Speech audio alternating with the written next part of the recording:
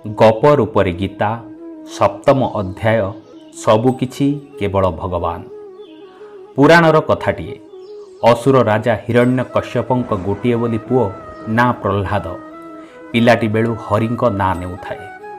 पाटिरे हरि ना न धरिबा पई हिरण्य पुओ को केते बुझाइले, किंतु प्रह्लाद हरि नाम छाड़िले नाही। एथिरे हिरण्य बहुत रागिगले, भाबिले एमिति पुओ थिबा जहा नथिबा ताहा।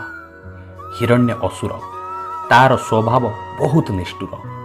ठीक कला पुओ प्रह्लाद को जीवन में मारिदेव, ताकू खंडारे हाणी मारिबा पई पठाइला, किंतु मारिबा को गला बेले घातकर हाथरू खंडा खसीगला। दली होई मरिबा पई ताकू हाथी आगरे पकाई दियागला, किंतु हाथी प्रह्लाद को आनंद रे टेकी नहीं पिठिरे बसाइला। विषदर साप मानक भितरे प्रह्लाद को छाड़ी दियागला, हेले साप माने खुशी रे एई बालक सहित खेलिले। हिरण्य पुओ को मारिबा पई जेते षड़यंत्र कला सबु फसर फाटिगला। हरिंक नाम नहीं प्रह्लाद सबु विपदरू पारी होइगला। एतिरे हिरण्यर राग आहुरी बढ़ीगला। दिने से आखि लाल करी पुओ को पचारिला, मूर्ख बालक, तो हरि केउठी अछि, मते देखि पारिबु? प्रह्लाद हाथ जोड़ी कहला, हरि सबुठी अछंती। दांत कड़मड़ करी हिरण्य पचारिला, ए खंब भितरे तो हरि अछि? प्रह्लाद कहला, अछंती बापा। हिरण्य ता देहर सबु बड़ खटाई लाते मारिला सेई खंबकू। खंब भांगी तले पड़ीगला। कि अद्भुत कथा! ता भितरु बाहरी पड़िले प्रभु नरहरि, मणिषर देह और सिंहर मुंड।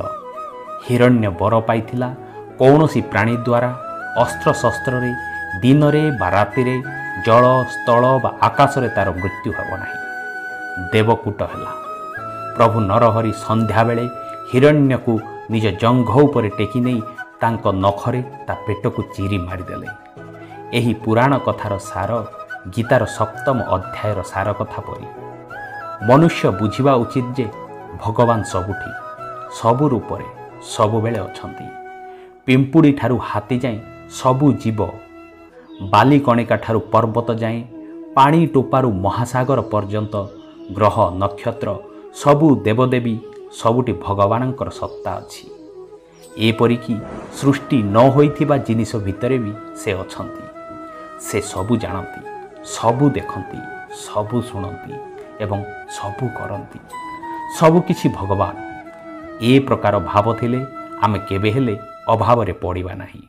तेणु तांको भरोसा करी तांको महिमा गाई दिन बिताओ। बंधुगण, आशा करे भिडियोटी आपण मानकु भल लागिथिबो। भल लागिथिले भिडियोटी को लाइक और शेयर करंतु एवं एमिति नुआ नुआ भिडियो देखिबा पई चैनल टी को सब्सक्राइब करि नियंतु।